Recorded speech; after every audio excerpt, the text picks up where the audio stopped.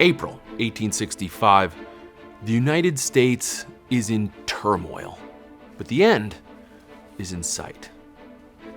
On April 2nd, after more than 9 months of siege, General Robert E. Lee's lines at Petersburg finally break, leaving the Confederate capital of Richmond, just 25 miles north, ripe for the taking. It is a critical strike for the Union, one of 2 such strokes that Northerners imagine will finally cut the head off the snake of Southern rebellion.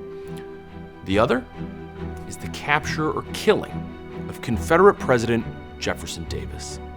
That same day, Davis was sitting at church in Richmond when a sealed telegram arrived from General Lee saying, "I advise that all preparation be made for leaving Richmond tonight."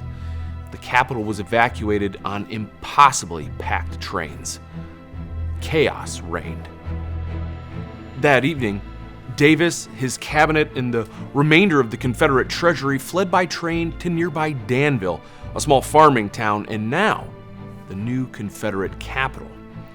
Back in Richmond, evacuating rebels set the city and its immense Confederate resources ablaze.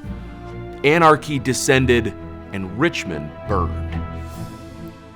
Davis, although aware of his dire circumstances, was intent on continuing to oppose the invader and fighting, even if that meant a prolonged guerrilla-style combat in the Deep South.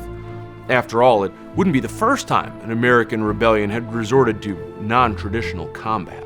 In Davis's last proclamation of the Confederacy, he wrote, "That Virginia, with the help of her people and by the blessing of Providence, shall be held and defended, and no peace ever be made with the infamous invaders of her homes by the sacrifice of any of her rights or territory.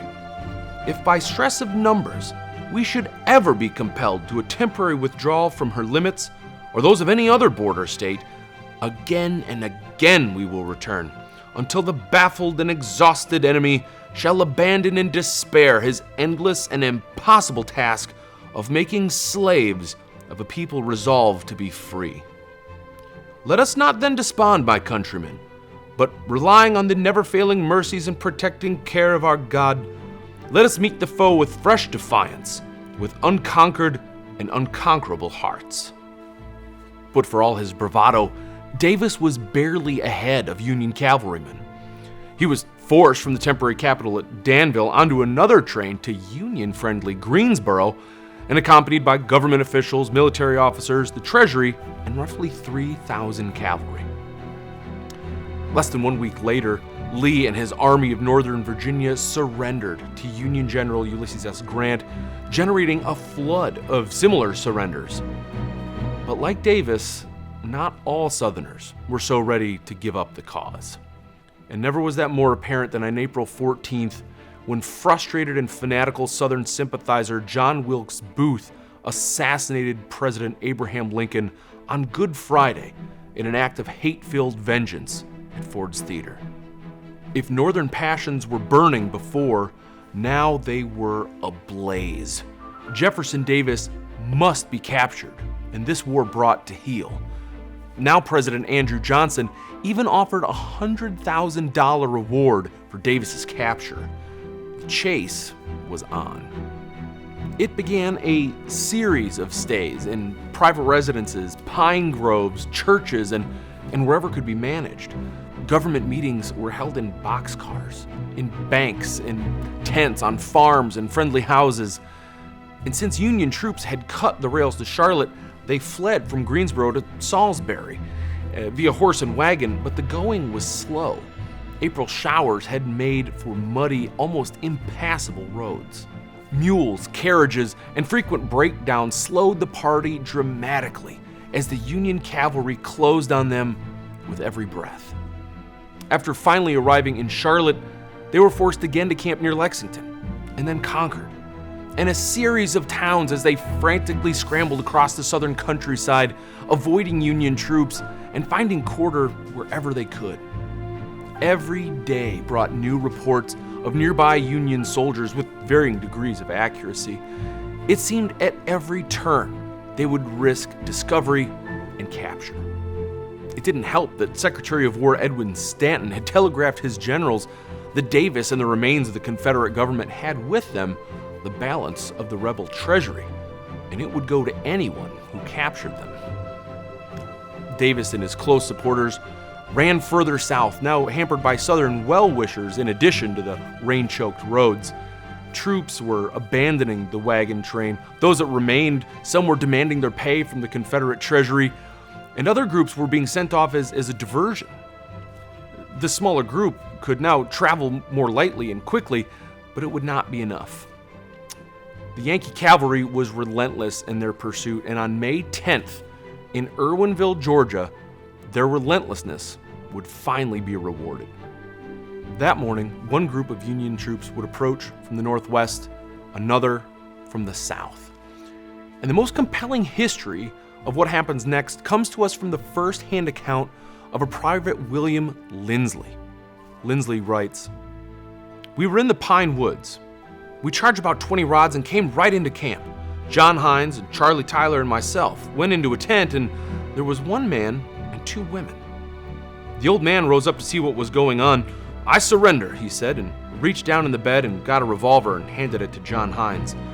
We did not know who they were, and some of the boys knew who they were after, and this proved to be Jefferson Davis, and the two women, his wife and sister." Michigan 4th Cavalry Trooper John Hines had just been personally handed this: the surrender revolver of Confederate President Jefferson Davis. Silver-plated, generously covered with sumptuous factory engraving, matching cylinder, this 5-shot, double-action Beaumont-Adams revolver was a fitting gift for a man of Davis's stature, and now its high embellishment suited what is one of the most momentous turning points in American history, the effective end of the Civil War. Since that pivotal day, this revolver's journey has been wonderfully documented, and today it comes to Rock Island Auction Company accompanied by an abundance of corroborating provenance. After Trooper John Hines was handed this revolver by the leader of the rebellion, he unfortunately would not live long enough to enjoy it. Shortly thereafter, in the dim light of dawn, the two groups of Union troops began a friendly fire encounter, and before a ceasefire could be called, John Hines would be shot through the mouth, killing him instantly. His personal effects, including this revolver, were removed from his body and presented to his brother, Edwin Hines. Several period newspapers document the display of the Jefferson Davis revolver and frequently cite the name of Edwin Hines, in whose family it remained for over 150 years. The Davis revolver is cited in family letters dating as far back as 1911 and was only sold out of the family as recently as 2018. It is a full and unbroken chain of ownership. In addition to the family documentation and the first-hand independent confirmation of the Hines story by Private Lindsley, which we read earlier, there are other known Beaumont-Adams revolvers presented to high-ranking members of the military. Adams, like any other arms manufacturer of the era, was undoubtedly gunning for a government contract and hoped that these lavish presentation revolvers would curry favor with those able to make or influence those decisions.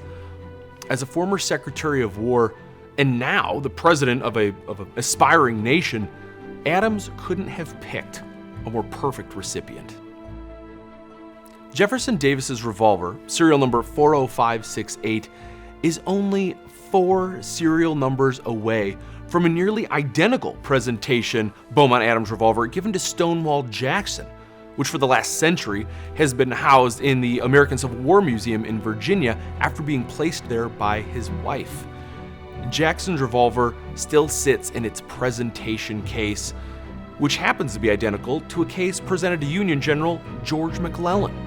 There is also evidence of a 4th presentation Beaumont-Adams for no less than General Robert E. Lee, as indicated by a thank you note sent from Lee to Adams. Save for the Deringer used to assassinate Lincoln, what firearm could hold the significance, the sheer historic importance of not only Jefferson Davis's personal revolver, but the revolver with which he surrendered? I mean, think on that. This revolver marks the end of a war that kept America from being split into two different countries, from being forever changed from how we know it today. This revolver that finally turned the page on the bloodiest chapter in American history. Seldom do items of this gravity still exist outside of institutions, and fewer still are the opportunities to acquire them. The Jefferson Davis revolver is every bit the historical equal of other significant arms offered by Rock Island Auction Company, and maybe even more so, the Bull Moose single action, Hamilton's war pistols, and of course, Grant's revolvers. Its importance would be difficult to overstate. And now, 158 years later to the month, comes the opportunity for one discerning collector to make their own capture of Jefferson Davis. And you can only do it right here at Rock Island Auction Company.